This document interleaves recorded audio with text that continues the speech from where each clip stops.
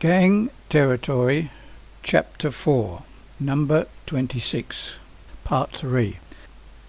As I entered the classroom, every head turned to look at me. I met the anxious gaze of Katy and was pleased to see her look of relief at my almost imperceptible confirming nod. "Sit down quietly," commanded Huffy, "and open your geometry book at page 74. Molly already had it open for me. She looked at me and raised an eyebrow questioningly. I gave her a thumbs-up sign and a weak smile in return. When the bell rang for the afternoon break, I waited until the last pupil had gone out. I didn't feel I could face the schoolyard at this moment. Huffy remained at her desk. I went over to her. She looked up. "Please, miss, could I stay in the classroom during the break? I don't feel very well." I wasn't sure whether my excuse was really true or not. I certainly didn't feel on top form, and even more certainly I didn't want to go outside, and most certainly my ribs hurt like hell. I expected a refusal, but Huffy asked gently, a note of concern in her voice, "Would you like to lie down?" She must have been a mind reader. There was nothing in the world I would rather do at that moment than lie down. I nodded. "Come with me. You can lie down in the dispensary." She led me into a small, white-painted room beyond the girls' washroom, where there was a long couch covered with a white cloth. "You can lie down here. Take your shoes off first. Just be sure to come back into class when the bell rings. No need to stand in line outside. Just come back in with the others." She left me alone in this silent, disinfectant-scented haven. It was bliss just to lie there quietly. I heard the blood pulsing behind my ears with a sound like the sea on the shingle, only more rapid. The dagger in my side became a little less sharp. I was glad I was being kept in after school. No need to plan how to avoid a possible confrontation with the Slug and Company. No need to think about anything. How good it felt to have met Winifred and her mother, and to know that I'd be seeing them every day for dinner. How good that conspiratorial feeling with Katy and Molly, even though we'd hardly yet exchanged a word. I gave silent thanks for that. I began to fill in the details of my training plan for peeing over the wall when, all too soon, the bell rang. When I got back to my desk, Molly put her finger to her lips and handed me a folded scrap of paper. On it was written in pencil and a neat flowing hand, "Meet me after school, Katy." I turned to look at Kate, who was regarding me intently with her eyebrows raised. I put on a sad look and slowly shook my head. A few minutes later, Molly nudged me and slipped another scrap of paper under the desk. This one, in the same hand, read, "Why not?" I was starting to make acquaintance with one aspect of the school's grapevine. How was I supposed to reply? Molly answered my unspoken question. Keeping an eye on Huffy, who was not looking in our direction, she pointed to the scrap of paper and made a scribbling movement with her other hand. So myself, keeping a wary eye on Huffy, I wrote under Katy's note, "Sorry, kept in." I folded the paper into its original creases and slipped it back to Molly. I don't know how it got back to its author. Its passage was very skillfully hidden, but after a while I intercepted an understanding nod and a smile from Katy. At long last the afternoon came to a close. Huffy dismissed the class. Everyone rose and filed out, except me. Huffy came over to me with a sealed envelope in her hand. It had my aunt's name on it. "Take this," she said, looking at me very hard, "and be sure you give it to your aunt. Don't forget now. We'll know if it's not delivered." She set arithmetic open in front of me and pointed to a page of exercises. "Start here," she commanded. "I want you to do as many as you can. You're not to leave until the clock shows 6 o'clock. She went out and left me alone with the book and the clock. I had not noticed its ticking until that moment. I set to work. The examples were easy. They were too easy. I romped through them and had almost finished the page when the door opened and Huffy came back, accompanied by Miss Hanger. I glanced at the clock. It showed 20 minutes past 5. The two teachers came over to where I was. I stood up. Huffy glanced down at my work, gave a little gasp. She said, "You've done all those already?" "Yes, miss. Could you give me some more, but a bit more difficult? There's still 40 minutes to go." Miss Hanger turned to Huffy and said, "Would you please leave us alone a few minutes, Miss Ufford?" Huffy went out and closed the door. What now? I thought, my heart sinking. "Sit down, please," said Miss Hanger. I sat, and then she sat, rather awkwardly sideways, on the bench of the little desk opposite me, on the other side of the gangway. She leaned forward earnestly towards me. "Kate has just been to see me," she announced. "She has told me everything that happened outside the school gate. I have come to tell you that your punishment is lifted, but also to ask you for your understanding and your help. Kate came to me in confidence. She knew that you attacked Snailer and his friends in her defence, and she felt that your punishment was unjust. I fully understand her sentiment and sympathise with it. She has good reasons for not wishing that her involvement in the matter becomes known. This is why it is now necessary to act with circumspection. Do you understand me?" I nodded bemusedly. "I lift your punishment on the condition that you never speak of the matter with anyone, not anyone at all, except Kate herself.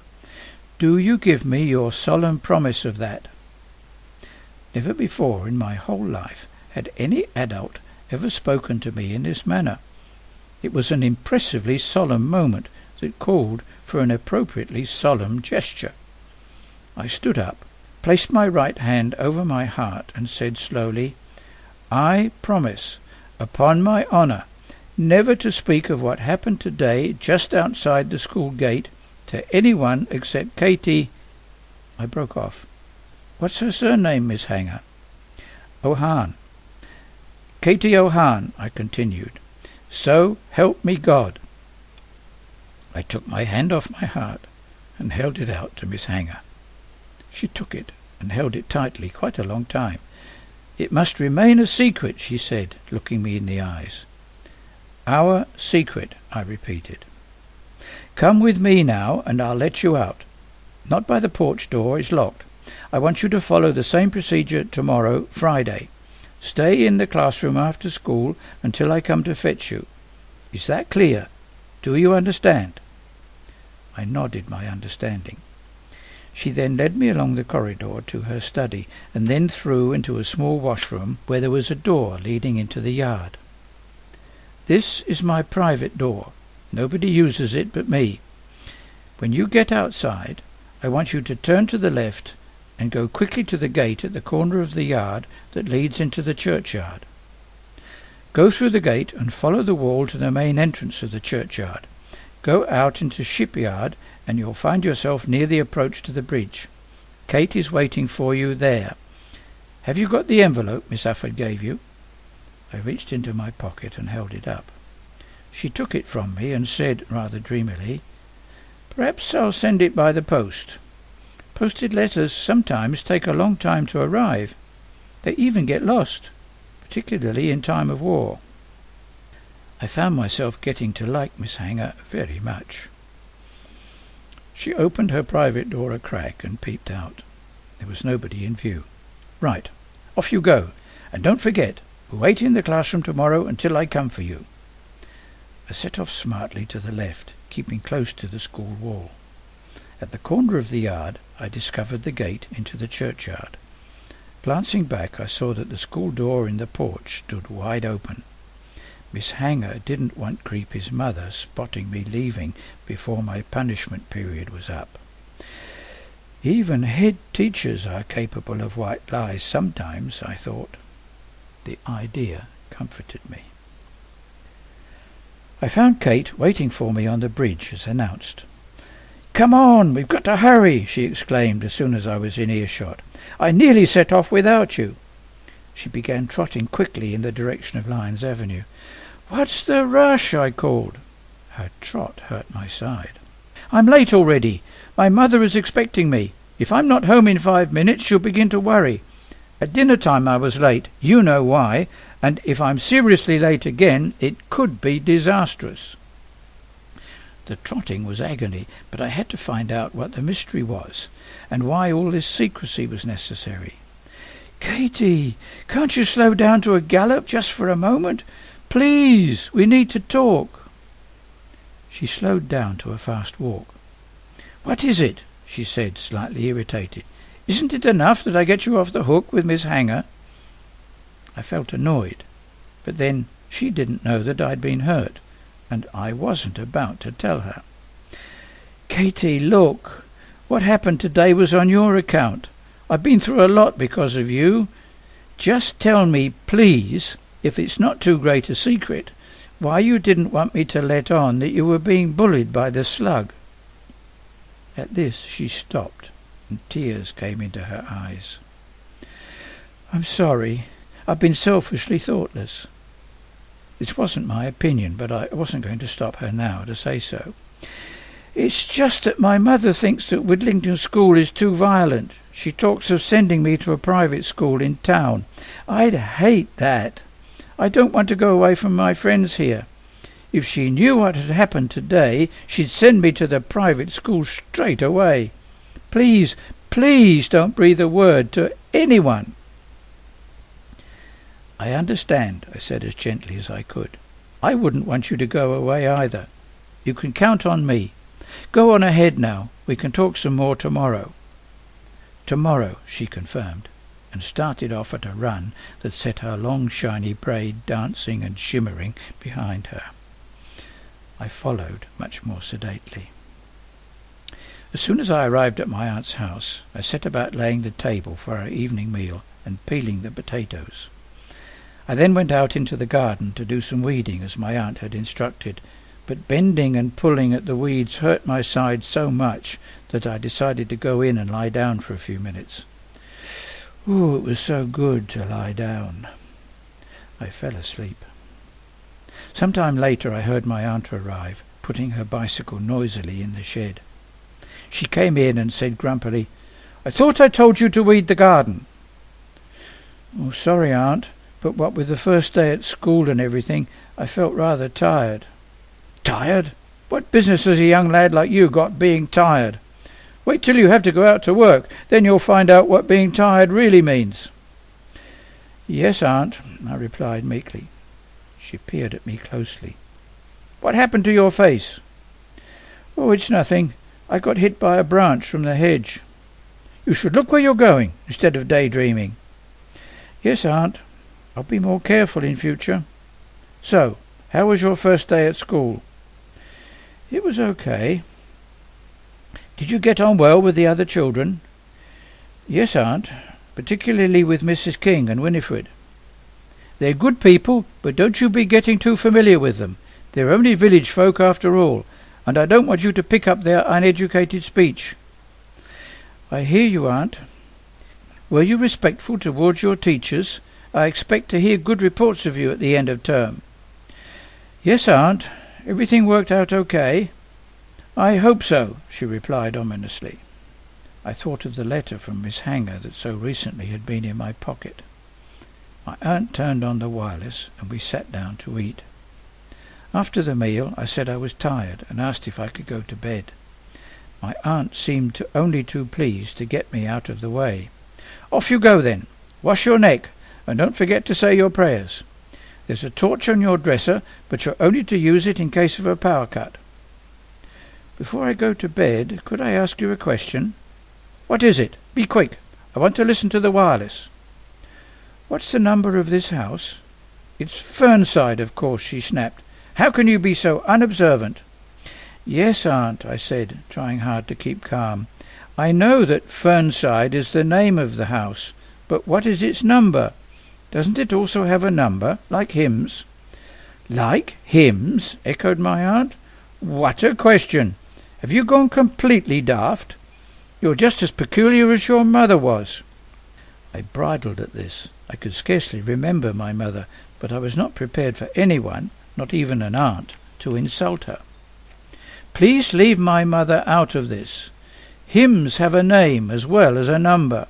All Things Bright and Beautiful is hymn number 573. What's the number of Fernside, please?" "Fernside is Fernside, and that's that. Enough of your stupid questions. Go to bed." "Good night, Aunt." Every night at the orphanage, under the supervision of a nun, we always knelt at our bedsides to say a prayer before getting into them, so I got down on my knees as usual. But the day had been so full, and there were so many images in my head, that I found it difficult to find the right words.